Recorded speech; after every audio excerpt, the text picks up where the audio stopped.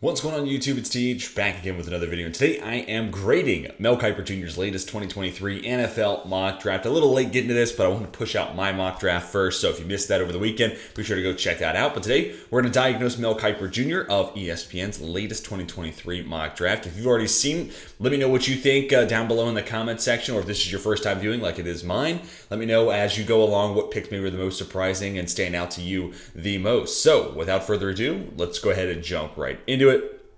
He's going to have Chicago staying at 1 and taking Jalen Carter. I can respect it. And he says he thought long and hard. I'm not going to read through each part of this, but if you thought about a trade here, interesting. I think there's going to be a lot of suitors, so I do think Chicago moves off this pick. Obviously, this has been talked about a ton, but moving down to Indy kind of lets you have your choice of Will Anderson or Jalen Carter. So that does feel likely, but the Raiders, if they want to play it aggressive, Carolina, Dave Tepper, they feel like they might be desperate enough to give up a ton. So I think there's a lot of options for Chicago to pursue, but I even said this in my mock draft when I had the Bears move down to 4 and take Jalen Carter. Case in point, I said Jalen Carter is who they take at 1. And I totally agree with Mel here. If they did stick and pick at 1, they would take Jalen Carter. Then we get to the Houston Texans. CJ Stroud. So Stroud was the first quarterback off the board instead of Bryce Young. I'd probably go Bryce Young here for the Houston Texans. That said, my mock this weekend, I went Will Levis at 1 just because I felt like the Colts were going to go for the upside play there if they did move up to 1 and just to play around with some fun different fits and player to landing spot destinations.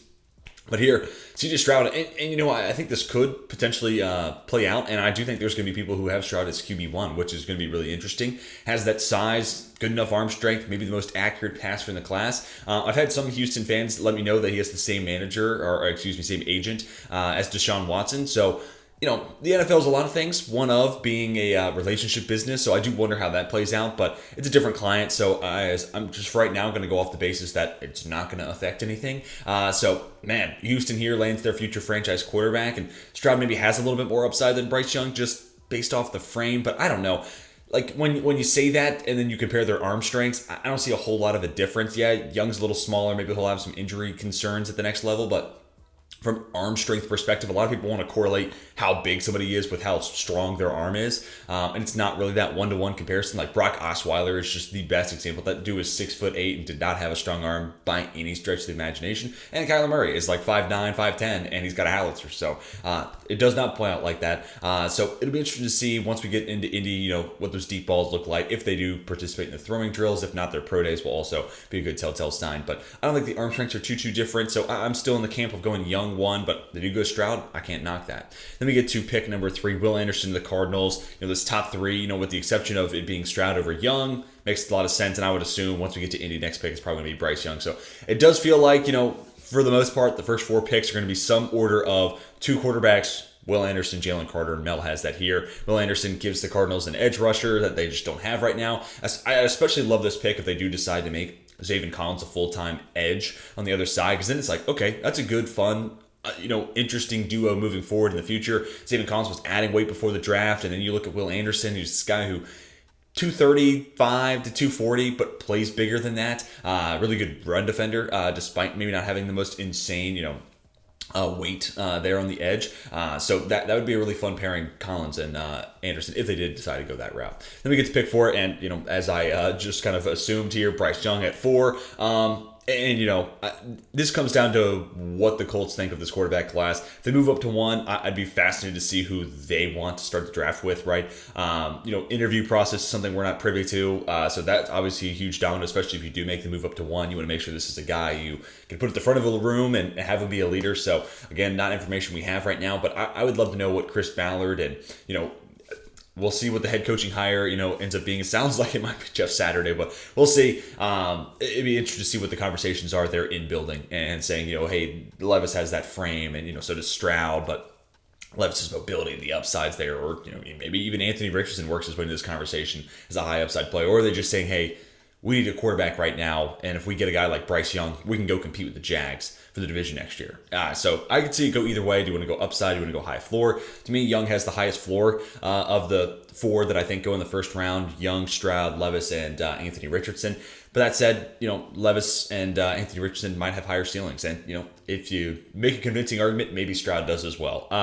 But here for the Colts, this kind of gets you where you need to be. I've been saying for a while, they have this Andrew Luck size hole right in the middle of the roster. So if they get an upgrade and if Bryce Young lives up to expectations at the NFL level, talking about him with a good supporting cast, a couple of good wide receivers, a good running back, solid offensive line on paper. We'll see how they play and perform next year. And then defense that has superstar talent if all stays healthy. So you add Bryce Young to that roster and they become significantly better. And I promise you they're not picking number 4 next year. That is if Young works out. Pick 5, we get to the Seattle Seahawks. Will Levis. So this is kind of an interesting spot, not one I've thought about. I have gone quarterback for the Seahawks here. I've gone as crazy of saying 4 quarterbacks would go in the top 5. That was just kind of a fun, exploratory mock draft where it's just like, hey, if these dominoes fell this way, what would happen? And I've also had, Seattle in my mock draft this week and move back to 9 and draft a quarterback, Anthony Richardson. So I do think they should be in this quarterback market. Them and Atlanta feel like 2 teams that they're maybe not headlining the QB, conversation. They're not the Raiders, not the Panthers, not the Colts, but they should be in that mix. And more so Seattle feels like they could be involved than Atlanta for whatever reason. But for Seattle, it's like, Geno Smith to me is a 1 to 2 year option. Maybe three. But, hey, he's proven me wrong. I didn't even think we'd see what we saw last year, right? So maybe there's more in Geno Smith than I'm giving him credit for. But I do think finding that future franchise quarterback would pay dividends. My problem with Levis here is, go for the upside. I understand that. But Levis, of the 2 project quarterbacks, if you want to call them that, all 4 of these quarterbacks that I think go in the first round of projects, all quarterbacks are projects getting the NFL level. But, to me, Will Levis is ready to play day one. He played for 2 different offensive coordinators, NFL offensive coordinators during his time at Kentucky. Don't have any sort of concerns about, being able to keep up with the NFL play speed process. I know some of the decision making in Kentucky wasn't great, but I think that just comes as a product of I have to win this game by myself in a lot of ways. So supporting cast wasn't great, so I think that kind of forced him to try to be Hercules when he didn't need to be, or I guess he kind of did need to be. But nonetheless, I feel like he's ready to roll day one. So for Seattle here, it's kind of a conflicting timeline. I'd rather see Levis get out and play day one. Learn to, figure out what he's going to be at the NFL level and, take some lumps and grow from that versus Anthony Richardson where it's like, yeah, I could see him sitting for a year or 2 and then maybe you trot him out there and he's your future franchise quarterback. So that's kind of an interesting idea, but I do think Seattle should be in this future franchise quarterback conversation. Then we get the Lions, Tyree Wilson, Brian Brzee, Miles Murphy, Tyree Wilson, all feel like they could be logical fits here. Need some help there across the defensive line, and I like going Brzee because it's like, man, that guy right next to Lee McNeil there on the interior, would be really fun and an interesting fit. But they could certainly go edge as well. James Houston was really good last year, and a surprising story. Aiden Hutchinson got better and better. But, hey, adding one more guy like a Tyree Wilson who does have that inside-out versatility. Miles Murphy, same thing. Could certainly be an intriguing option for the Lions to pursue. I'd be interested to see how hot this cornerback market gets, because maybe Devon Witherspoon does move his way up in the top 10, or maybe it's Christian Gonzalez who just works his way into the top 6 conversation. So, but if they did decide to go Tyree Wilson here, no complaints from me. Guy who played for 5 years in college, had some good production towards the end of his career. Could be a guy who helps them, try to get a defensive upgrade right away. Then we get to pick 7, Peter Skoronski. I know plenty of people who have done this. It makes sense. Upgrade there at left guard, potentially a future right tackle the future as well. I think Colton Miller has earned that left tackle spot. So, to me, it's left guard or right tackle for Skoronski, but even Jermaine Illuminor got better and better as the year went on. We'll see if that's kind of a fluke, an exception to the rule, or what for Illuminor. But Peter Skoronski wouldn't hate this whatsoever. And, we'll have to see what the Raiders free agency. They feel like they're in the veteran market, whether it's Jimmy Garoppolo, Tom Brady. That feels like the route that the Raiders want to go down. They want to go get that veteran route and try to win now. So I could totally see them here at 7 trying to improve that supporting environment around whoever that quarterback ends up being. At 8, the Atlanta Falcons take Miles Murphy, inside-out versatility, all the same stuff I was just saying. And obviously, a freak athlete, 6'5", 275, has that frame that you're looking for, very Trevon Walker-esque. Not a whole lot when it comes to college production, for sure, which is a little disappointing. And obviously, if he had it, plus his athletic ability, he'd be up there in that Will Anderson type of conversation. But nonetheless, for Atlanta, hey, you need to find edge rush, you got to get better there. Got to become a better pass rushing team. And Miles Murphy has that potential to be a game wrecker. So also a guy I think stops the run at a pretty high level. So you're also getting that boost right away. And you look at a defensive line that Arnold Ebiketie. You can kick Myles Murphy inside to pair him up with Grady Jarrett. That also allows you to get D'Angelo Malone, an intriguing day 3 pick from last year. I thought they got good value on him. Allows you to have all 4 of those guys out on the field at the same time, or whoever ends up being that pass rush rotation. And then it's like, okay, here we go, Atlanta. We're starting to make some headway and some progress in the pass rush department. Carolina Panthers take Anthony Richardson. This is one I see more and more every day. And this makes sense. If they do stick at 9, they're probably going to be stuck with whoever the 4th quarterback ends up being, which more than likely feels like it's going to be Anthony Richardson. I'd be fascinated to see what route they go down, because a lot of people will say, Anthony Richardson shouldn't play year 1, and I can respect that, but if it's him or Sam Darnold, I know Darnold played pretty well. I guess, comparatively speaking, for Sam Darnold, he played pretty well down the stretch last year. That said, Anthony Richardson already feels like a guy who needs to just see the field and play more football. So if it's Darnold or him, I'd almost just rather trot Anthony Richardson out there, because Dan Mullen made the same mistake of not playing Richardson 2 years ago, and that's why when we see how inconsistent he was this past year, where you see the wild throws, but you also see the head scratching stuff, and the mechanics aren't there throw to throw. That feels like a product of just not playing enough, not being out there enough. So if it's Darnold or Richardson, I'd almost just trot out Richardson. Now, if he goes to a different place where it's like, let's just say Vegas drafted Anthony Richardson and they signed Tom Brady, that's a different conversation, right? But if it's Darnold or Richardson, I'd almost just trot out AR-15. Then we get to pick 10, the Philadelphia Eagles. Kalijah Kancey. Whoa.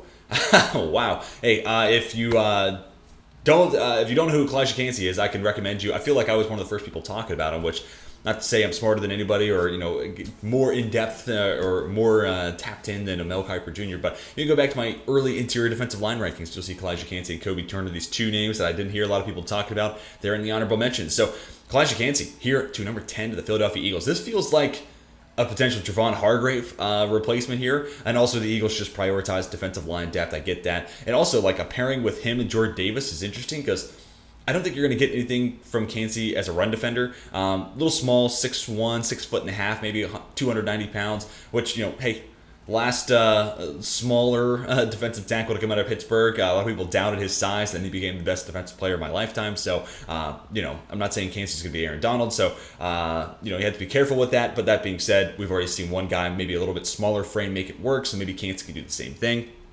And I think of him as a single gap pass rushing interior defensive lineman. That is what he does best at Pitt. And paired up with Jordan Davis, who, obviously a huge human being and a really good run defender. And even this, past weekend, you're seeing this after the conference championships, but the divisional round, they played him a ton over the nose and was a much better run defender than Linval Joseph and Ndamukong Suh. So that could be a really interesting pairing. Again, it kind of just feels like, your ideal Javon Hargrave replacement. So 10 may be a little rich. I'm still thinking of him as a day 2 guy, maybe a second rounder, maybe late first rounder. But second round type of guy. But here at 10, man, okay. Well, I applaud you for sticking to your guns here. Then we get the Tennessee Titans. Paris Johnson Jr. Same thing I did this past weekend. Dennis Daly's not good. Taylor Lewan has a very cuttable contract.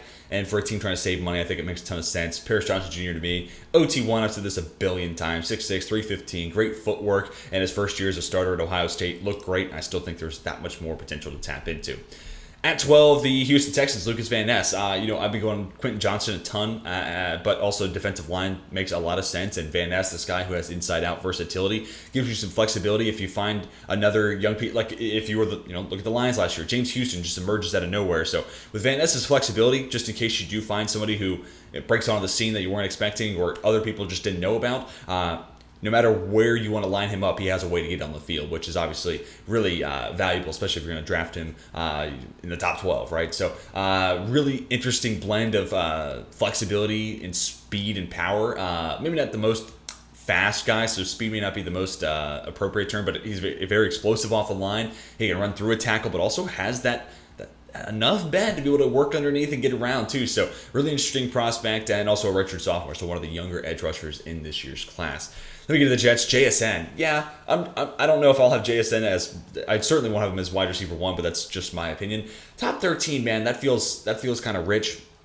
Even Quentin Johnson, when I have him go 12, I'm like, yeah, this wide receiver class, I don't know if it's that good, because I have Johnston go 12 in this weekend's mock, and then all the other wide receivers come off the board in the 20s. So mid-teens to 20s kind of feels like when you start seeing wide receivers come off the board. But that said, for the Jets, this could be an interesting addition into the mix, and maybe this allows you to part ways from Corey Davis. you'd probably have to move Elijah Moore to the outside. It'd be him and Wilson and JSN in the slot, unless you think JSN could play outside, which we haven't seen him do that at Ohio State, but we didn't see Justin Jefferson do it at LSU either. So that's not to say it can't be happening or it can't happen. But when you run a 4.5, 4.6 40, I'm a little more pessimistic about it versus what Justin Jefferson has as an athlete. So I'm not crazy about this one, but hey, for the Jets, depending on what quarterback route they go, more firepower is never a bad thing.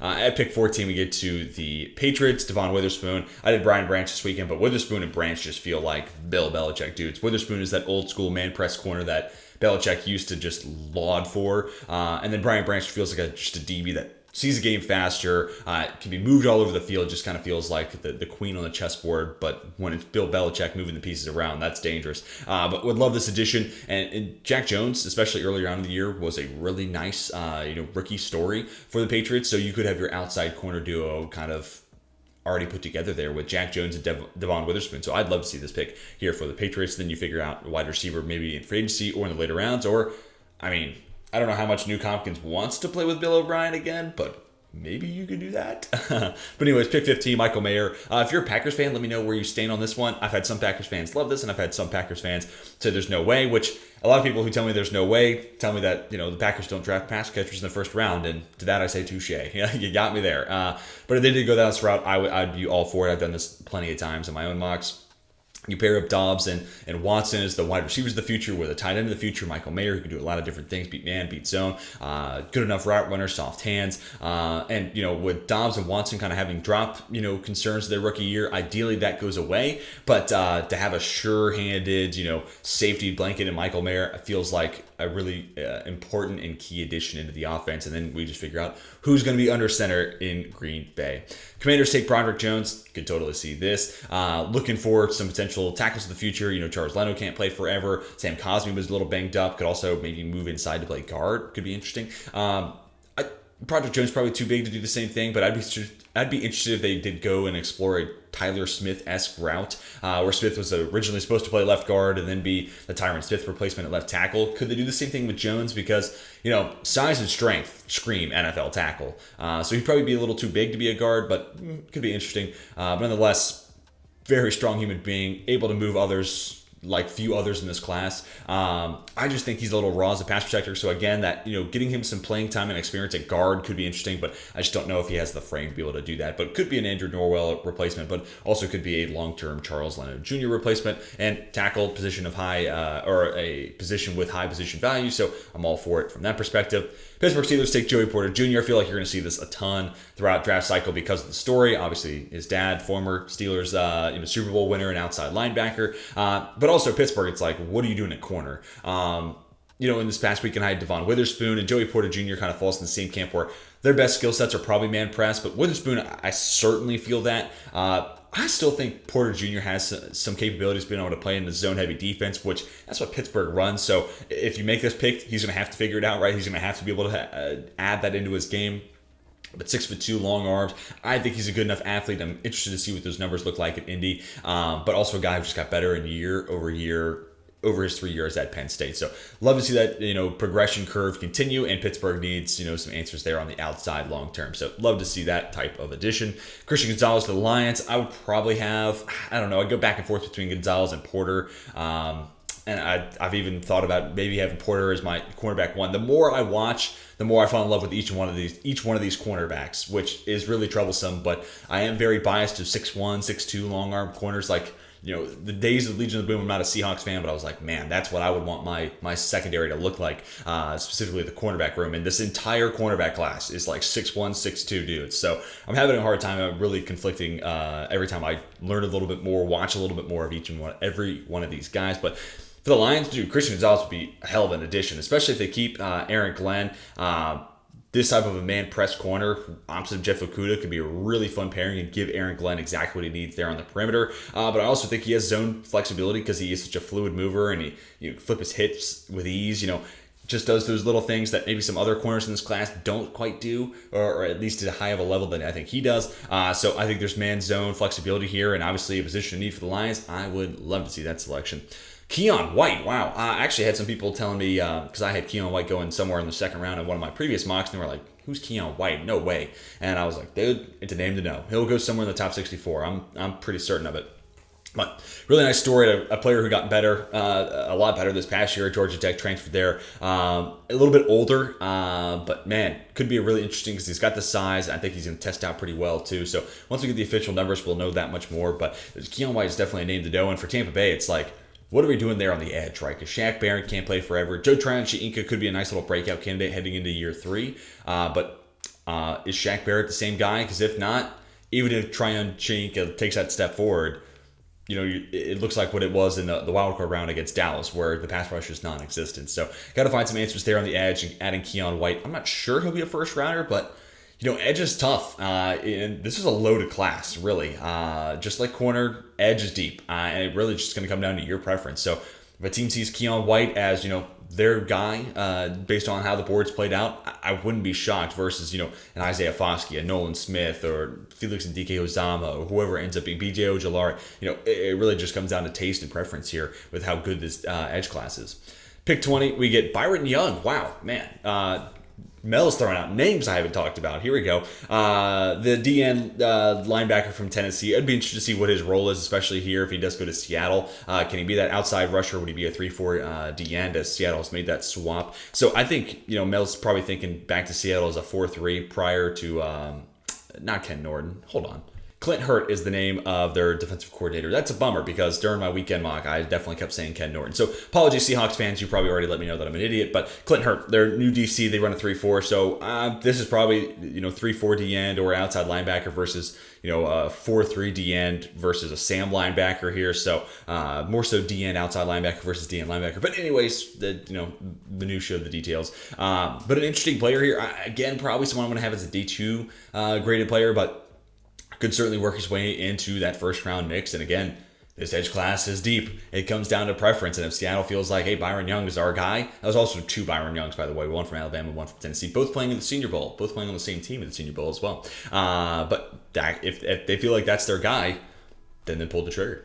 And they definitely need more edge rush, especially long-term. Uchenna Nwosu last year of his deal. Boye Mafia also a little more slight, probably just going to be a DPR or a pass rush specialist versus high-level run defender. So adding someone like Byron Young makes a lot of sense. Chargers take Tua Tuipulotu. Wow, another name that we have not talked about. And he's kind of as a D tackle. Hold on, let me look up Tuipulotu's measurables because don't remember off the top of my head, but I'm not sure he's a DT.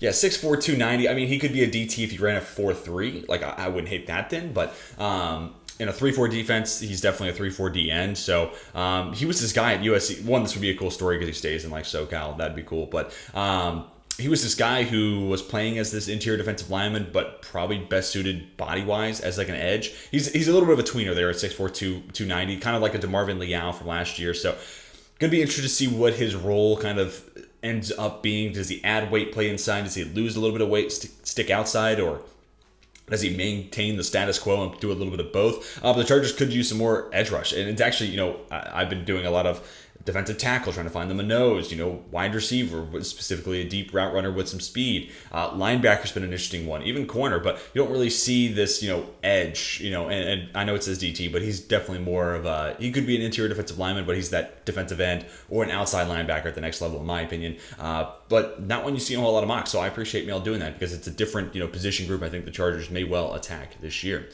Ravens, Quentin Johnson, so we finally get our second wide receiver off the board. And for the Ravens, I mean, kind of shades of Brashad Perriman when they drafted him a handful of years ago, this really tall, fast dude. But I do think Quentin Johnson is a more NFL-ready prospect right now. High-level deep route runner, also a guy who's great in the air, great body control, can go win at the catch point, but also a fantastic satellite player, very slippery with the ball in his hands. So I think a guy who would add multiple layers to that Baltimore offense. Could be a guy who, hey, extension of the run game, get it out to Quentin Johnston quick and let him, let's see corners try to tackle this, 6'4", almost 220-pound human being. But also with how run heavy and run centric that offense is, assuming that identity still sticks post Greg Roman. And if it does, like, safeties are going to have to creep up And then Quentin Johnson will 100% be able to run behind him. So it's that speed receiver I've been looking for the Ravens to add since they traded away Hollywood Brown. So I would love to see this fit. At pick 23, Emmanuel Forbes. Yeah, a guy who's making his way into that first round conversation. Gotten better year over year. Started as a true freshman at Mississippi State. 3 years of starting experience. 14 interceptions, 6 for pick sixes, 17 pass breakups. A lot of the same stats I have been reciting over the course of the weekend. But I'd like to see this fit. And obviously, corner, a huge need there for the Vikings. I went Cam Smith over the weekend, but if they went Emmanuel Forbes, they felt like that was their guy. Wouldn't hate it whatsoever. Jacksonville Jaguars, Deonte Banks. Now, they're one of these long, lanky corners, 6'2", 200, maybe 205 pounds. Where Forbes and Joey Porter Jr., like I said, got better and better year over year and a lot of playing time early on. Banks did as well, but it was a much lower starting baseline at Maryland. But I also think, that Maryland defense is not known for, being at the strength of that unit. So it could be a coaching and an identity thing where, that's not really the focus of the program. So at the NFL level, he could get some better coaching, more focus, and become a better player because he has that frame, has the athletic ability, and he's more often than not at the catch point. Whether he wins it or not, it's a different story. But again, coaching can kind of clean that up. And for the Jags, who's that guy long-term opposite Tyson Campbell? Deonte Banks could certainly be that dude. Then we move on to pick 25. Jordan Addison. This is a pick that I find myself making more and more. Feels like he could be a Stephon Diggs type for Brian Daboll. Obviously, he's not the OC either, but, trying to find that type of dude who could be the number one in that Giants offense long term. And then maybe this allows you to keep, Richie James working in the slot and Isaiah Hodgins, working kind of the underneath stuff, finding the soft spots in zone. And, this maybe rounds out that wide receiver room. If you're a Giants fan, let me know what you think about specifically Isaiah Hodgins. I wonder how New York fans perceive him. Is he a part of this long-term, rebuild? Can he stick around, or is he someone like, hey, like the others, let's move on, let's get an upgrade there? I'd be interested to hear what you think because he had some good numbers working down the stretch and not too bad if you find the right role for him. But here, Jordan Addison, this would be the dude who, to me, probably the best route runner in this class, if not number one. He's somewhere there in the top 3. Also like Zay Flowers, a route runner as well. But good speed, can work deep down the field, but also really quick out of the break. Can work the intermediate parts. Probably not going to give you a whole lot as a yak guy, but working, 8 yards and beyond, this guy can be a weapon, intermediate and deep threat, which the Giants are certainly looking for. At pick 26, we get the Cowboys taking Bijan Robinson. I did Jahmyr Gibbs in the second round yesterday. So, Bijan here in the first would be interesting. This team can now cut Zeke. They wouldn't save a whole lot of money, but they would be able to save money, which is the first time we've been able to say that since the extension. And also then Tony Pollard. Could franchise tag him, and if they want to keep him around, obviously, hopefully he comes back from that injury back to 100%. But also, he might also just fetch, a huge contract if they don't tag him, and then they won't be able to match, or they won't be able to keep up and keep him in Dallas. So if they don't tag Pollard, they may lose him, and then I think they should cut Zeke. So could be a wide open committee, or it could be Pollard coming back, and then you add Bijan to the mix. I could listen to that. I think Bijan's a better runner certainly than Zeke Elliott, but also you add his pass game component, his receiving ability. Whether or not you keep Tony Pollard, that's a really interesting weapon to add into the mix. And then furthermore, if you did keep Tony Pollard, man, this could be fun because it felt like, Dallas really had CeeDee Lamb and Tony Pollard as their explosive weapons. And that's why when Pollard went down against San Francisco, it was like, okay, well, that really takes the wind out of the sails. But if you added Bijan Robinson, could be a guy who does some work for you in the slot. Now, I know CeeDee Lamb does a ton of the slot, but we've seen him play on the outside. I know he's more efficient in the slot, but for the sake of getting Bijan on the field at the same time as Tony Pollard and CeeDee Lamb, I think it's worthwhile. Also, 2 running backfields could certainly be in play here. But, I look at an offense that really only had 2 guys that I felt like were explosive, potential dudes that could, at any moment create a big play for you.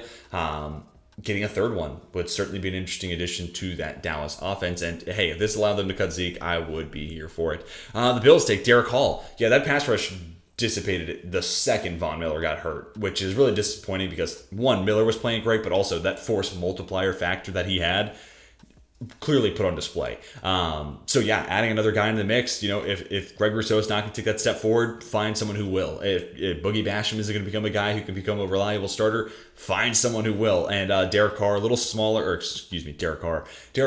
bit of a smaller player coming out of Auburn, 6'3", right around 230 pounds, that speed rusher type. But would love to see that type of, emphasis put on the edge position. Like, hey, we're going to need someone other than Von Miller to be able to be a viable starter there on the edge. And if Von Miller, wrong side of 30, continues to get hurt, we need someone who's going to step up in his place. So let's continue to take swings of the bat at the edge position. Derek Hall, an interesting prospect. I think of him as a day 2 guy.